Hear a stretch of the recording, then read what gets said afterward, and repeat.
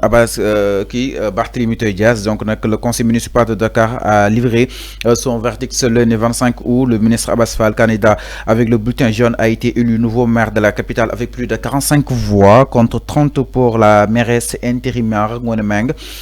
Ses autres concurrents, Daouda Gueye, Rose et Mohamed Massam Seyble, n'ont pas réussi à peser dans un scrutin tendu marqué par de fortes tensions politiques et un recours judiciaire toujours pendant.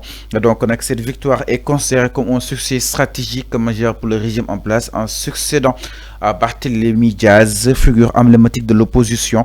Abass Fall offre au pouvoir central un ancrage dans un bastion exactement longtemps sous les mains de l'équipe sortante. En tout cas, enfin, le résultat est wàcc ki nga xam ne que moo di Abass Fall jël na li nga xam ne que moo di mbir mi. Alors naka na ko daal di jàngatee par rapport ak aujourd'hui tension bi nga xam ne itam nemmeeku nañ ko si élection yi ak nu mu mujjee. Oui, comme c'était pressenti, hein, wax naa ko fii ci suba si c'était pressenti. Dit que Abass Fall, il l'a même dit, toutefois qu'il gagne la mairie, il démissionne du gouvernement, c'est ce qu'il a dit. Maintenant, on va attendre sa démission parce qu'il est élu nouveau maire. Voilà, il a dit qu'il va démissionner du gouvernement pour pouvoir s'occuper donc de la mairie de Dakar. On attend sa démission, c'est évident. Cour suprême. Oui, Cour suprême la rek. Lu mënta rendre, ñu déggee ko noonu. Mais man je ne vois pas comme on le dit, je ne vois pas l'urgence de la Cour suprême de statuer d'art rapidement sur les requêtes de Barthélémy Diaz. Les deux requêtes, la Cour suprême s'est précipitée même. C'est comme s'ils veulent aider Barthélémy Diaz. J'ai dit, c'est comme si. Voilà, ça pose problème. Gis nañu fi ay rabat d'arrêt de Ousmane Sonko ci ay élections. La Cour suprême est restée de 2024 pour rendre le verdict en 2025. Gis nga, Cour suprême. Lan moo xew? On se pose la question. Lan moo xew ci Cour suprême boobu? Lan moo xew? Qu'est-ce qui se passe au niveau de la Cour suprême? On ne comprend pas. Le temps de la politique n'est pas le temps de la justice n'est pas le temps des hommes. Nous acceptons quoi avec fierté. Sénégalais acceptent quoi avec fierté. Bàyyi leen justice mu liggéey. Sénégalais acceptent quoi. Le temps de la justice n'est pas le temps des autres. Nous Sénégalais acceptent quoi avec fierté. Ñu bàyyi justice.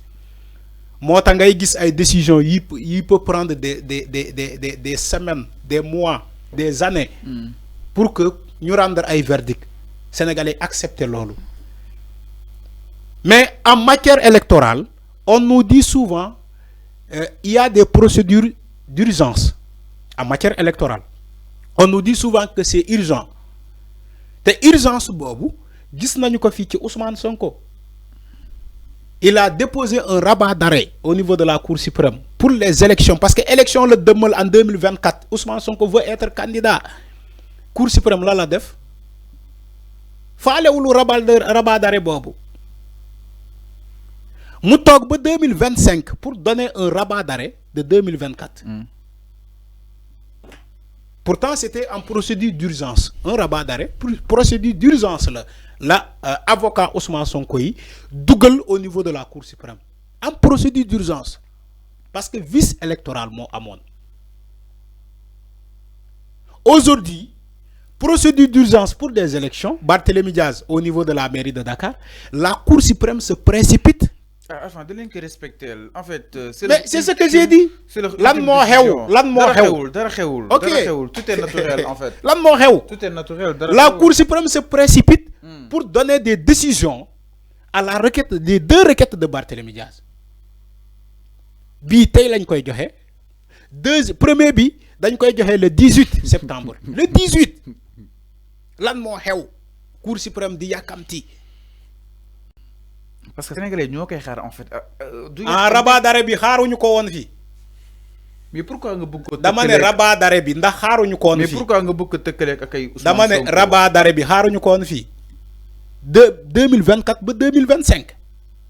Ba élection bi jàll Ousmane Sonko n'est pas candidat. léegi avocat Ousmane Sonko yi lan la ñuy jàpp. J'essaie de comparer parce que ñaari yëpp procédure d'urgence la ñaari yëpp procédure d'urgence la. Pourquoi ils ont laissé celle de Ousmane Sonko ba 2025 pour donner le verdict alors que yu Barthélémy Dias yi mu yàkkamti pour joxe ay date yoo xamante dina joxe verdict yooyu. Pourquoi?